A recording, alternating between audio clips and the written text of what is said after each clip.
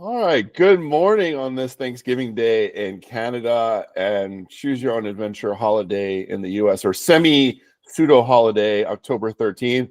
I'm with Ari Sussman, Executive Chairman of Collective Mining. Hey, Ari, how are you today? I'm doing awesome, my friend. How are you?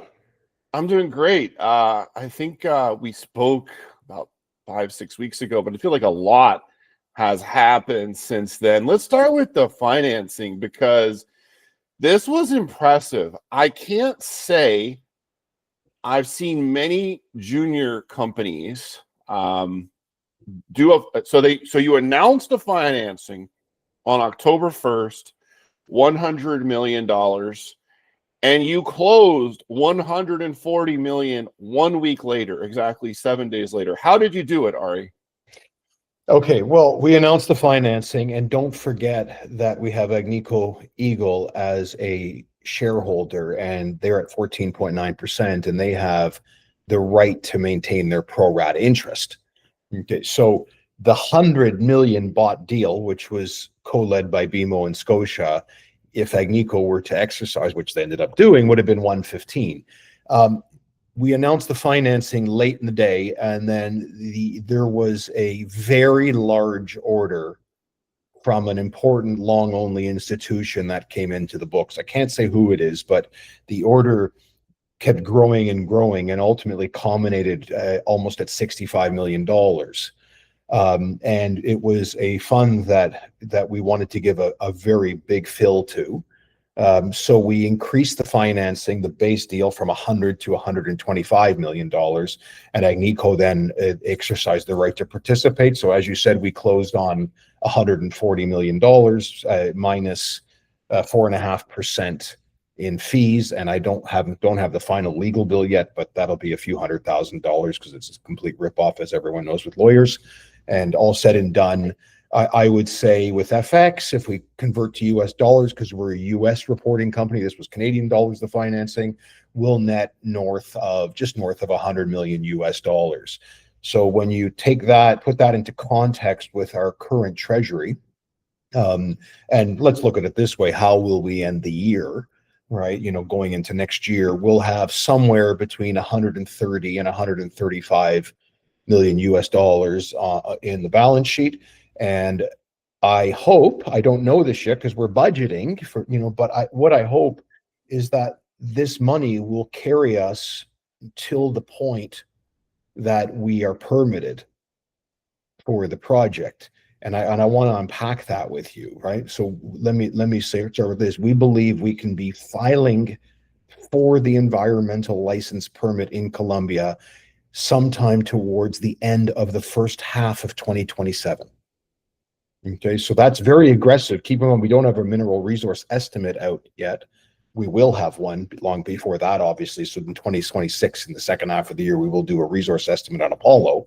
But we think we can do that. Remember, you're filing in Colombia. You're not filing in Canada under 43101 or Australia under JORC. You're filing under Colombian regulations. And so if we get our filing done like we believe we can, by before the end of the first half of 27, Colombian permitting takes, between roughly 10 and 12 months to complete. So that puts this project potentially on a very fast track to production. If everything goes smoothly, you can be looking at potential production here by 2030 with construction complete sometime in that year. Wow. Okay, so that's a 5-year timeline. That is not something I often hear in this sector. Yeah, it's aggressive, but it's doable if you know how. If you know how we operate, we have a lot of the background work advancing. You'll note the day before the financing was announced, we put out a press release with the first ramp zone holes in a number of years, in a number of months, which we'll talk about in a minute.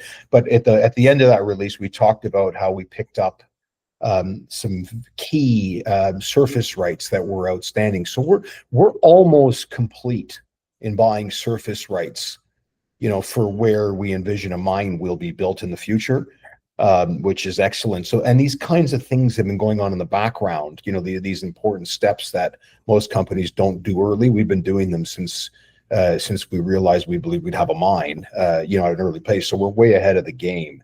in terms of baseline work that needs to get done to file a permit and owning surface rights and other things of the like. Let's go back to the financing, because I think this is an important point, and you have historically done a very good job of raising capital on favorable terms for your shareholders, and I think you've done it again. So how does this come about? Is this you have somebody from a fund that comes to you and says, "Hey, Ari, I'd like to have some more stock," or do you go to them and say, "Hey, we're thinking about doing a raise, do you want some?" That's a good question. They always come about differently. Okay. This one was not planned because we didn't need money now, but the equity valuations across the space took off so drastically in such a short period of time that I spoke to my board of directors and said, why don't we hit it earlier than we originally envisioned? Originally was sometime in the first half of 2026. That's when we really needed to get more money to continue. But because we got to this, and I don't think we got to an expensive valuation. I don't want anyone to think when I say this that we took advantage of a high valuation, but we kind of hit a mark. Like I've always had this goal, I didn't know if I'd be able to reach it for the company, but I had a goal, of get to the finish line. And the finish line means a construction decision, with 100 million shares outstanding or less. Okay, so with this financing, if it takes us to the finish line, I don't have the exact number in front of me, but it's roughly, 96 million shares on a fully diluted basis. That will be that way if we were to the finish. So we've met that goal, and I said, well, we're going to reach our goal. Let's go for it, and this is a good way to do it. It wasn't a lot of dilution, given the share price, and we're pretty fortunate to have gotten this done. That day of interest, that day that we announced the financing, I did think in my mind, I'm wrong, obviously, based on gold today, but I thought, geez, could this be the top? Because, coincidentally, NexGen announced a financing which is up to $1 billion when you combine Aussie and Canadian dollars. And Skeena did 125 million, like they announced 5 minutes before we did. And then there were a few others that were, in the 20 to $50 million range, all in one day. And I thought, oh my God, maybe this is a financing top. But last thing I think worth adding is I was at the Gold Forum Americas, formerly known as Denver Gold. And we were packed, okay, for the time there in terms of one-on-one meetings. But the generalists were not there yet. Okay, so what changed from the year prior and prior to that was that all the resource specialized funds that had given up to even show up to these conferences all came back, and obviously their portfolios are doing well, and so they have money. But we're not seeing the big generalists at this conference yet, so we're not there in terms of peak valuations. I still think we have a long way to go higher over the next 5 or 8 years before we reach a peak in the commodity cycle.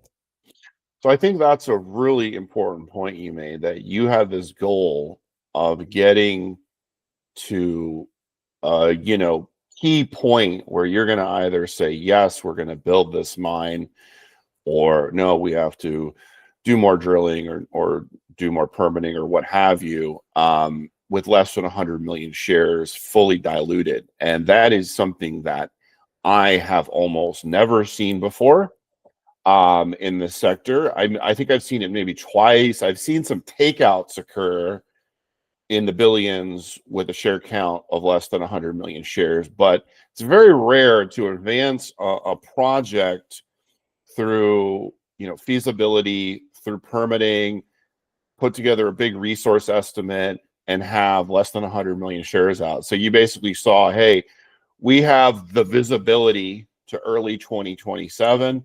If we get about 100 million or so more in the till, we'll be able to get there, for sure. And so you said, okay, it's time to pull the trigger and do this. And I think it's fantastic for shareholders, and actually it's still a tremendous investment opportunity for those people who participated in this, because if you're able to achieve those key milestones at $4,000 gold or wherever the price is going to be in early 2027, the valuation could still be a heck of a lot higher. Well, and keep in mind, this is, I mean, we're a good example of it, but this is the most important metric that people need to look at when they make investments is how aligned are management and insiders with shareholders, right? And even with this financing, you know, management plus insiders are still north of 40%, you know, of the equity. So I care about where the share price goes. I don't care nearly as much about what my annual salary is. I take money to keep the lights on and pay the bills. That's basically it. This is trying to maximize value, and I think we've talked in the past, but if I haven't, I should have. You know, the paradigm has changed on what projects, big gold projects, are worth simply because of where the gold price is and the cash flow spitting out by majors. So I think that good projects are going to trade in the $3 to $7 billion Canadian dollar range going forward. We can't look back 2 years ago and say, well, this project sold for 2 or 3, because gold prices exploded and the margins have exploded. So, you know, we're trading at, I don't know, give or take 1.6 billion Canadian. I think it's worth a lot more than it's going to be worth a lot more as we advance the project and continue to grow. And you know, we'll get into it, I'm sure, in a minute, but our valuation is pinned to the Apollo discovery at this point. And I hope that we're onto something major at San Antonio. And I don't think we have a single dollar value in our share price for the San Antonio project yet. Okay, so yeah, let's talk about ramp for. I definitely want to talk about San Antonio, but let's talk about ramp because that's more recent. You put out a news release October 1st with some new results from the ramp zone. Looks to me like it's growing, both at depth and along strike. So tell us about ramp. So just some backup on ramp, right? So we made this amazing high-grade ramp zone discovery, and it is different than the top 1,000 meters of Apollo because it's a reduced intrusion related gold system at depth, like Snowline or our neighbor Marmato Deeps, right? Which is over 6 million ounces in their Marmato Deep section, Aris Mining's deposit, and growing. And unfortunately, we had a multi-month lag of drilling because it's deeper, and the rigs that we had on site ran out of capacity to push the envelope laterally or vertically deeper at ramp. So we had to go get new rigs, and you know that takes time. They're not just, you can't just find them and flip a switch. So it happened, okay? And so we got these new rigs on site, and before we drilled long mother holes for directional drilling, you know, mother holes of the original hole, then you kick from them to do what they call daughter holes. Before we did that, we left 2 prior holes that failed to reach ramp open, and we're able to re-enter with the bigger capacity rig and reach ramp. One was done by a wedge, and the other was a continuation of a directional hole. And so we put out these 2 results that extended, very big step out. I mean, extended the lateral part of the ramp zone by about 200 meters to the east, and extended it vertically by 50 meters. Now we are drilling ramp with new mother holes with 2 rigs. The first of the 2 has already completed its first directional hole into ramp. The second one's underway. The second rig is directionally going towards ramp. I expect it to actually enter the potential pay zone today, actually. You know, that's according to the drilling schedule. So we're going to have a lot of news on ramp, and ramp is the growth. What I will say is this: Marmato Deeps, okay, so it's their reduced intrusion related gold system is 1.75 kilometers, or just over a mile away from our ramp zone. They both start at about 1,000 meters or 3,000 feet above sea level. Okay, Marmato Deeps has been drilled vertically for more than 750 meters, and it's open.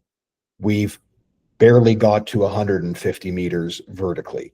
So if we can just match the dimensions of Marmato Deeps with our ramp zone, and we continue to see a better grade tenor than Marmato Deeps, we can get very big with growth here. And that, don't discount the fact that we have multi-million ounces of gold above the ramp zone, but this could become very big indeed. And you know, I believe with some luck and continued drilling, the Apollo system will ultimately grow to 10 million ounces or more, right? It has that kind of chance. Obviously, that's predicated on success at ramp growing, but so far so good. We don't know where the limits of this system are.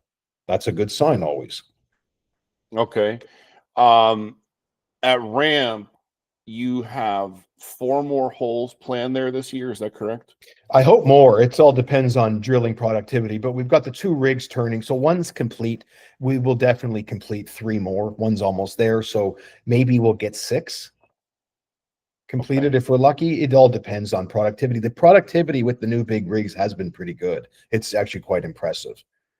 So hopefully. And what is that, like 30 meters a day? Yeah, 30 to 40 meters a day. Very deep. It's impressive, right? And Yeah. and not getting stuck in faults due to lack of That's power. the So big thing. Yeah. yes, we're generating right through them. So so far so good. Let's hope it continues. Okay.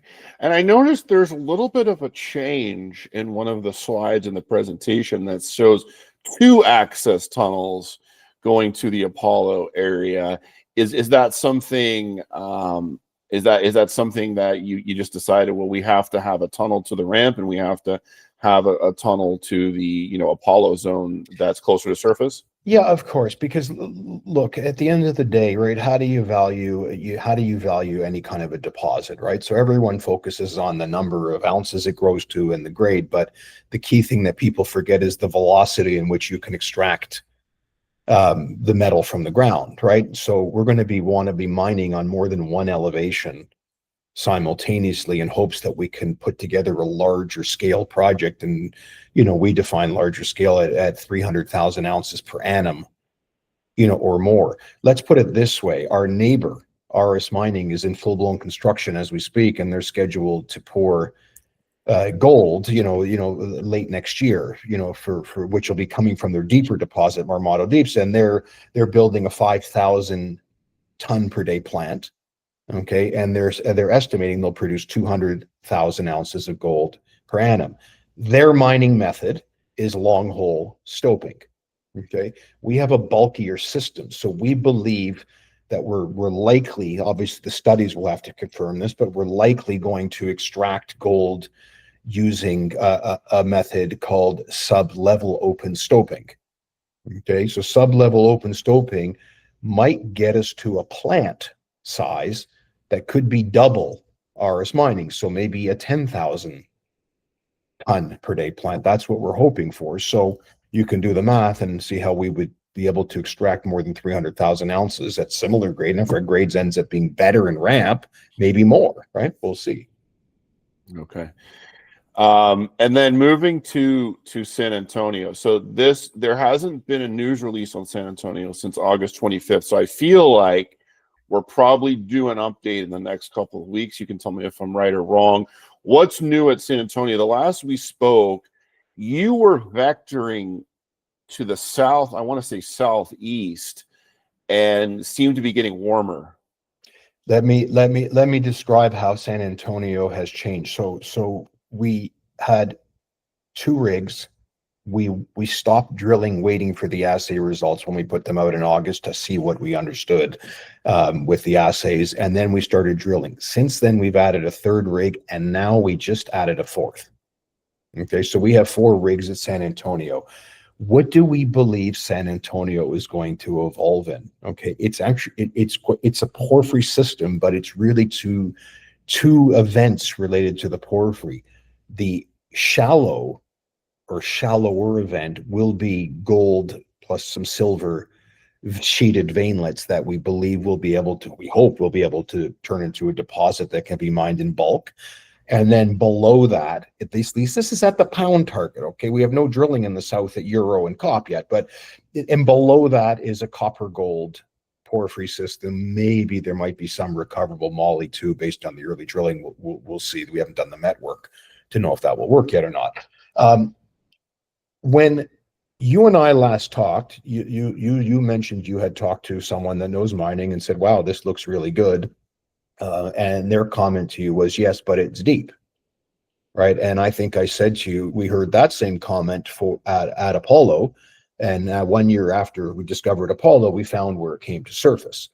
I can tell you that I think we believe now that the sheeted vein system comes to surface, whether it has economic grade or not, I don't know. I do think it looks like there's going to be some leaching in the weathering part near surface. So maybe it will come with metal in some grade, just maybe 50 meters below surface or something like that. But we think it will come right up to surface, and it's following a contact between two rocks. Okay, so porphyry rocks and the basement rock, or the country rock, which is Metagabro. So that's really exciting. So if we can find a mineable zone, or a large zone, I hope, of sheeted veinlets in bulk and then a porphyry below, this is going to be a home run. Keep in mind, we're sitting right on the Pan American Highway and the high voltage hydropower lines, so we've got infrastructure to boot here. And one would look at this San Antonio project, a larger company, as well. If you have a mine at Apollo, the mill is probably going to be built in a location that's about 3.5 kilometers from Apollo. And guess what? On the other direction of San Antonio's pound target is sitting about 3.5 kilometers away from that same mill. So this is really exciting. There's no value in the equity yet, in my view, from by the street for San Antonio. And stay tuned. We're not 2 weeks away, because we only resumed drilling after we got those assay results. Okay. Right. But I can tell you that, the hole to watch out for is the one that we're currently drilling, which is SAC number 24. Oh, okay. I like what I see. I mean, my team likes what we see. Because where is that being drilled, Ari? Because the last time we talked about hole 21, that was being drilled to the southeast. Can you tell us where hole 24? This is being drilled very steep to the northeast from pad 5. So from the southernmost area of pound, slightly northeast. And we think we've nailed the contact. And we think the contact between the two rock units is where all the action's coming up, both the porphyry at depth and the veins above it. And so we're drilling very steeply. It looks good. We're still drilling it. Obviously, I think we all need to caution ourselves, because visuals, especially when it's in the vein part with gold, who the hell knows until you get the truth machine, which is the assays. But there's a lot of sulfide veining, and we are now coring in porphyry as we speak. Copper, gold porphyry, we're logging chalcopyrite and magnetite and hydrite in the core right now. So we're in the potassic part, at least some potassic part of the system. I don't know if it's the center of it yet. I don't think it is.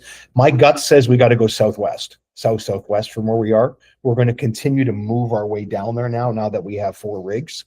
And that's the next step. But this is a big system, and we're finding a lot of visual sulfide in core over very long distances, in sections at least. So let me just be clear there. You said hole 24 is being drilled from pad 5, but being drilled to the northeast? Yes, steeply. Okay. So the trick here was to find the contact, right? Because the contact is the conduit for both the porphyries and the veins to have come up. Okay. And so we think we've nailed the contact now. And my guess is, from the geophysics and from the surface geochem, that probably the better part of the system is south along the contact and where we're drilling, but we need to be methodical and move that way, not move the rig two miles, to the south and wildcat based on a sketch. It's move systematically. Once you're in mineralization, chase it carefully, but big step outs, but still be careful enough so you don't lose it. I see. Okay.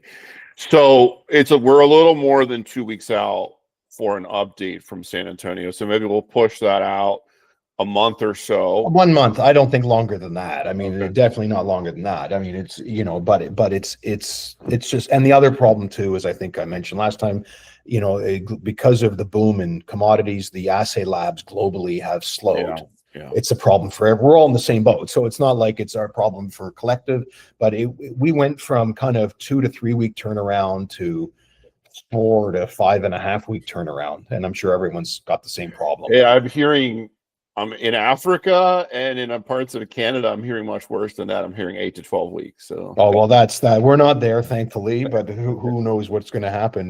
We send all our core to Peru for assaying, because we trust the lab, and so hopefully that doesn't happen. Okay, so how many rigs are at San Antonio right now? 4. The 4th one just arrived. The 4th is a shallow rig, so it's not a rig that can go deep, but its goal is to start to block and define this potential shallow sheeted veinlet system. So the hope here is that we because look, the hope here is let's build a shallow deposit if it's there, and then the deeper porphyry, and someone would look at this, well, we mine the shallow and have that help pay for the deeps while Apollo's mining. It's an amazing home run if this will all come together. Obviously, we have a lot of drilling to do and a long way to go, but pretty pumped with what we're seeing. Okay, that sounds good to me. I can't wait to see what some of that core in hole 24, looks like. I'm sure a lot of viewers and investors are also very interested in that. And I think you're absolutely right. I don't think the market is giving you any credit at all for San Antonio, because honestly, how could it? You're so early there. We don't really know what this thing looks like. We just have an idea. It's probably pretty big, but we need, and it's a porphyry system, so it needs lots of drilling to be really well outlined, I guess, right?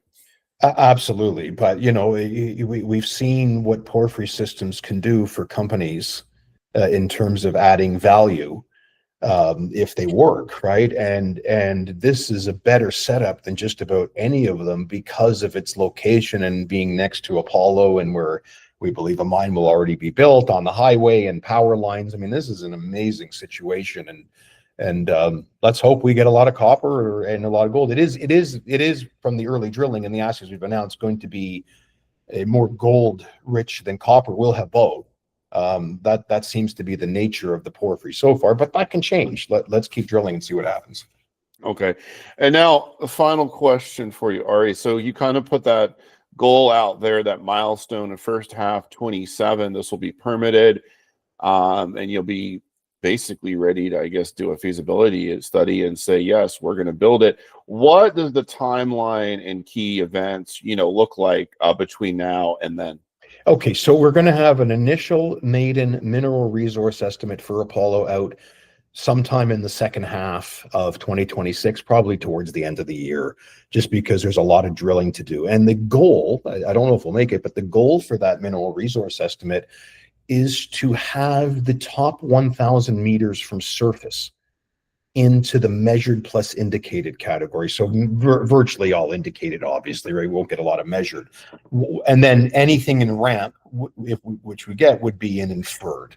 Okay, it's going to be too difficult or too costly to drill ramp, into indicated. It doesn't make sense. That should be done from underground in construction later. But if we can get the top approximately 1,000 meters into M&I, measured and indicated, that means we will then be in a position to create reserves. And instead of spending and wasting the time, in my view, it's a waste of doing a PEA, we can launch directly into a pre-feasibility study, so a PFS. And that's our plan. So that will accelerate the timeline. The PFS would get completed at some time in synchronicity with the permitting being completed, right? And then once we're permitted, you launch into feasibility study. There would be obviously potential changes needed to what we get permitted on, but in Colombia, the filing amendments is not a complicated thing to do for an environmental license once you're already permitted. So it makes sense to move quick. I just noted the other day Solaris Resources, which I don't follow so closely anymore, but Solaris is actually doing the same thing in Ecuador. They're awaiting their permits and awaiting the results of a pre-feasibility study simultaneously. So seems to be a good way to go. And once you have your license, amendments aren't complicated. Very good. That sounds like a great plan. Thank you, Ari, and well done on the financing. And we'll look forward to hearing more from you from the ramp zone and from San Antonio. Cheers. Thank you. Good talking. With gold, who the